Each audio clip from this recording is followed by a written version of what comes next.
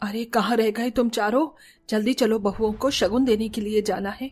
अरे माँ आ गए, बस चलिए, गाड़ी तो कब की तैयार है। भैया आप सब लोग भाभीियों को शगुन देने के लिए जा रहे हैं, मैं भी चलूं क्या? जब से आपका रिश्ता तय हुआ है मैं एक बार भी अपनी होने वाली भाभीियों से नहीं मिली हूँ। अरे ये भी कोई बोलने की बात है, हम सब बाहर इंतजार कर रहे हैं, तुम जल्दी से तैयार होकर आ जाओ। तुम चारों का दिमाग तो नहीं खराब हो गया है? तुम चारों को अपना रिश्ता तोड़वाना है क्या, जो अपनी इस काली बहन को अपने साथ ले जा रहे हो? और तुझे कितनी बार कहा है कि जब तक ये शादी नहीं निपट जाती तो अपनी ये काली शक्ल लेकर अपने कमरे में ही बैठ। किसने कहा तुझे बाहर आने के लिए? माँ ये आप कैसी बातें कर रही है? किंजल हमारी इकलौती बहन है, अगर वो हमारी शादी में नहीं रहेगी तो कौन रहेगा? ऐसी बात है तो ठीक है, अगर ये काली इस शादी की किसी भी रस्म में शामिल हुई तो मैं तुम चारों की शादी में नहीं आऊंगी।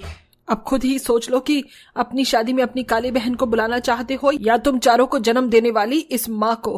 नहीं नहीं माँ, ये आप क्या कह रही हैं? भैया आप माँ के साथ ही जाइए, कहीं मेरी ये शक्ल देखकर भाभी आप लोगों से रिश्ता न तोड़ दें। वैसे भी मैं तो मनहूस हूँ, वहां जाऊंगी तो मनहूसियत ही फैला कर आऊंगी। किंजल आंखों में आंसू लिए अपने कमरे में चली जाती है और दरवाजा बंद करके बहुत रोती है।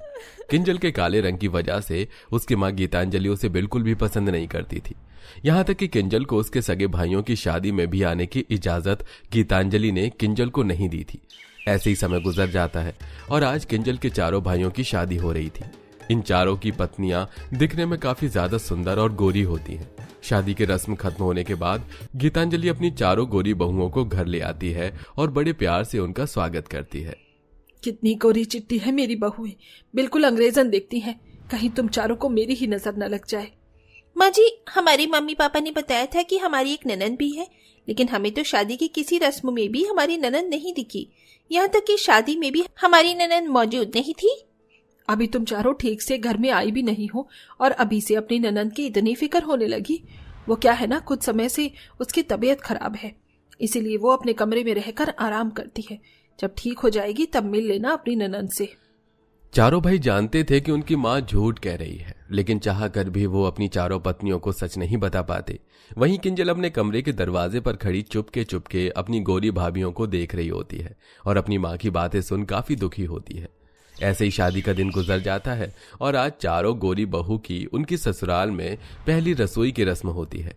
चारों गोरी बहुएं तरह तरह के पकवान बनाकर अपने पतियों और सास को परोसती हैं। क्या बात है बहू, सुंदर दिखने के साथ साथ तुम चारों तो खाना भी काफी बढ़िया बनाती हो।